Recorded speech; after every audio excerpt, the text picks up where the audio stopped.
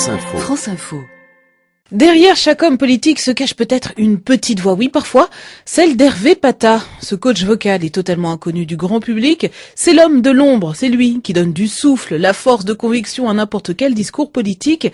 Gestion du stress, respiration, posture, articulation, diction, gestuelle, rien n'est laissé au hasard. Ce magicien de la voix ajuste les vibratos au millimètre près, un don qui lui vient de très loin, hérité de ses parents, se souvient Hervé Pata. J'ai eu la chance d'avoir un papa qui m'endormait, moi et mon frère, quasiment tous les soirs avec sa guitare.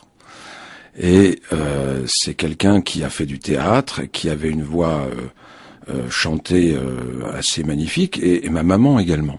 Et moi, ça me passionne, ça. De ce talent qu'il a façonné et travaillé durant des années comme professeur de chant entre Paris et New York, Hervé Pata se retrouve propulsé malgré lui dans un autre univers, celui du pouvoir, de la politique. Son carnet d'adresses s'épaissit à mesure des campagnes électorales. Le bouche à oreille fonctionne plutôt bien. De l'élu local au ministre en fonction, à gauche comme à droite, on se bouscule pour avoir un rendez-vous avec celui qui sait rendre une voix séductrice et accrocheuse.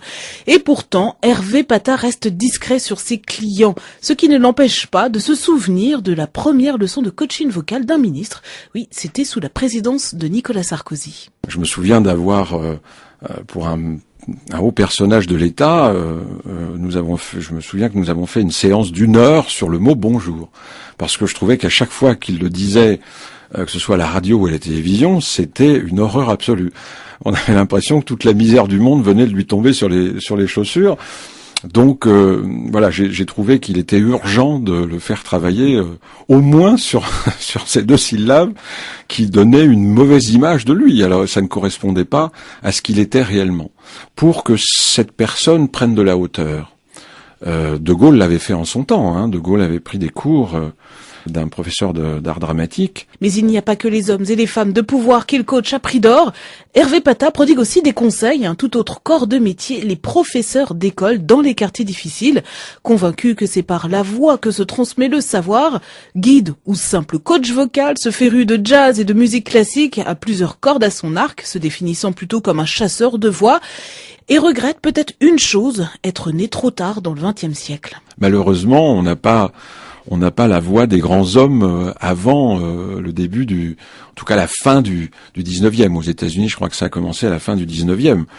Alors il y a des voix intéressantes. La voix d'Apollinaire est une voix intéressante. La voix de Gustave Eiffel est une voix intéressante. Édith Piaf grasseyait. Vous avez la voix de Léon Blum qui ne correspondait pas du tout à celle d'un homme d'État pour moi, par exemple. Je regrette de ne pas avoir entendu, par exemple, la voix de Victor Hugo. J'aurais aimé décrypter la voix de Victor Hugo.